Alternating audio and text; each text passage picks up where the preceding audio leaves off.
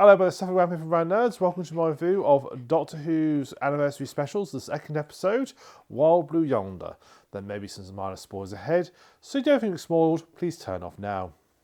So this episode ends with a very small cold open of the Doctor and Donna encountering Isaac Newton, which is I think the second time it's mentioned Doctor encounters Isaac Newton. Tom Baker talks about encountering him and dropping an apple on his head and explaining what gravity is.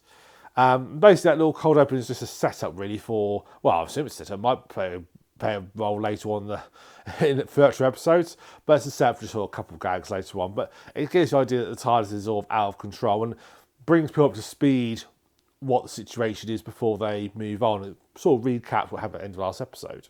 The Doctor and Don then find themselves on a spaceship in the middle of literally nowhere. And lots of weird things have happened. There's weird logs, there's a weird robot, and nothing really makes sense. I'm not sure what's going on. This episode really reminds me of the episode Midnight, which is also David Tennant and Catherine Tate's episode. In that episode, the Doctor splits off from Donna. She's just sort of relaxed by pool. The Doctor's on a tour, and he encounters an entity he doesn't really understand, never quite gets a grip with.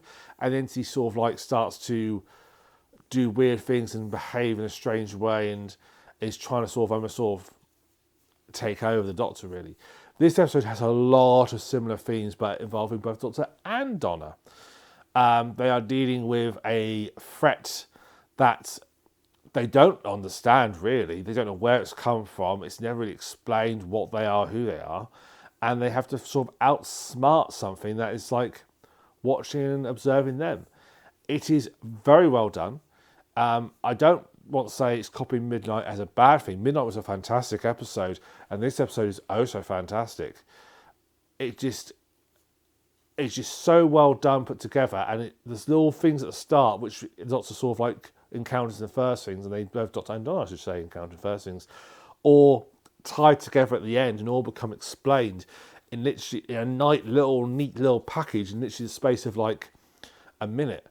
It is so well done, so well paced, so well formulated, and the encounters is when the Doctor and Donna encounter these alien entities and have to deal with them are really smartly done, and you feel there's a battle of wills going on. And how do you deal with a creature like this? How do you outsmart it in a clever way? And they almost fooled a few times, and it works so well. So I can't say more about spoiling more, which I don't want to do. But honestly, this episode is absolutely brilliant. Can't say much better than that at all. So brief on to production. Production-wise, it's mostly pretty good. The spaceship they're on, which we see a bit of, it looks really good. There is some obvious blue screen stuff going on, which is a little bit obvious. You can tell when they're acting in front of a green screen or blue screen. You can tell when they're acting in front of it.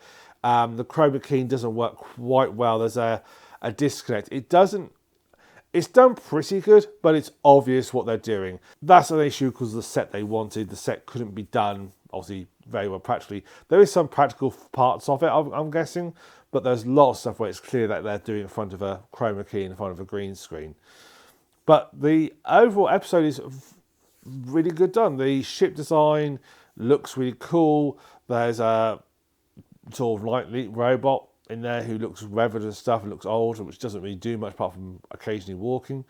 The other set design looks really good. It's really, really self-contained. It's really the TARDIS set, this corridor, and sort of round, sort of like a few sort of service hatches and stuff around this sort of main area of the ship. It's a real bottle episode. But overall, it's pretty nicely done. So apart from the boost rate, it's all pretty well done. So cast and crew. Well, there's really only, not spoiling in the end, there's really only two people in this episode, Catherine Tate and David Tennant, playing two very different characters. And they really go for it. You can tell they're having a lot of fun doing this. David Tennant can do a real great evil character, and Catherine Tate can do it off pretty well as well. They do a fantastic job. I think Doctor Who actually works quite well. The Doctor and Donna always bounced off each other really well. They were always a good matchup. I actually think the Doctor works quite well when he has a more older, capable companion. When he always has to have youngsters with him and so forth. And I can see why he did that, because like they're young, naive. He can show them sort of the world and explain things and stuff to them. But it works quite well having a more older companion. Donna works well because she sees the Doctor as not so much an equal, but like a peer. Whereas a lot of the young companions tend to sort of look up to Doctor and follow their guide and lead and so forth. Donna works really well with David Tennant, and that's partly due to Catherine Tate's actually really good at acting in this, and she just the character Donna, who actually I wasn't too keen on at first, but sort of grew on me very quickly. Just a fantastic. It just works so well, their chemistry, and you can tell they're having a lot of fun together. I don't think it would have worked if they pulled back some of the other companions again and put them back into it. Obviously, some you couldn't. But yeah, they work really well together. So the episode was directed by Tom Kingsley, this is his first Doctor Who episode. I had a look at his filmography on IMDb. He hasn't done a lot that I know of. The only one I've heard of is he's directed a lot of episodes of the series Ghosts, which is a BBC comedy series, which I've not watched.